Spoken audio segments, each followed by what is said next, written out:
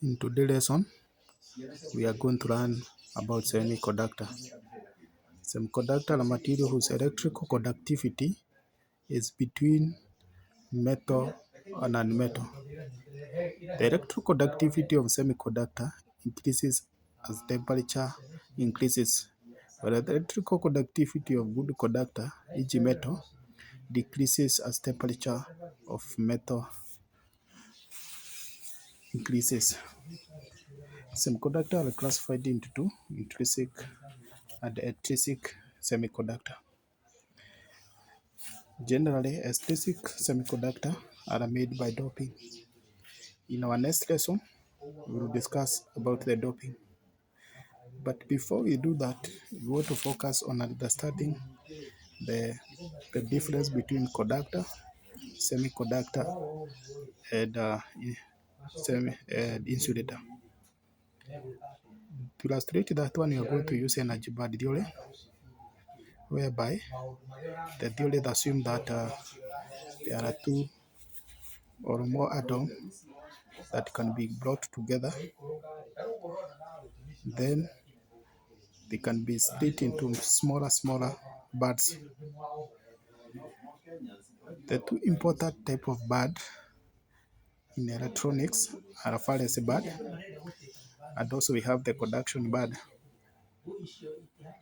There exists in between valence and the conduction band, there exists a forbidden gap, which acts as a transition to allow electron to move from conduction band to valence band accordingly. So we are going to proceed to a discussion about the insulator in terms of valence band. Insulator have, as you can see from the diagram, there is a very big gap that is called the forbidden gap.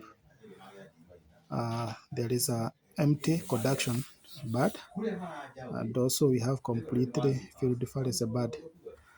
And therefore, it will be very difficult to move electron from completely filled valence to empty conduction band. So therefore, that make insulator a poor conductor of both electricity and heat. Let us now go to our next material, that is semiconductor. These are a material you have just said. The conductivity lies between properties of conductor and insulator. From the diagram, you can see the valence band, the conduction band.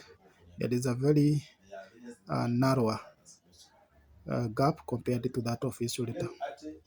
And therefore, if the condition allows e.g. increase in temperature, an electron can break from valence band and jump onto conduction band.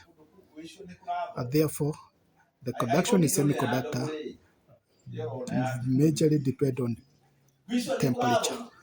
When there is a temperature, it behave like a metal. When the temperature is low, it completely become a poor conductor of heat. On our last illustration, we are going to discuss about conductors. Conductor are a material which conduct electricity and heat at all times. And what make it possible is, you can see from the diagram, the forbidden gap overlap between valence and conduction band. Therefore, there is no where you can see there is a gap, because the gap is overlapping.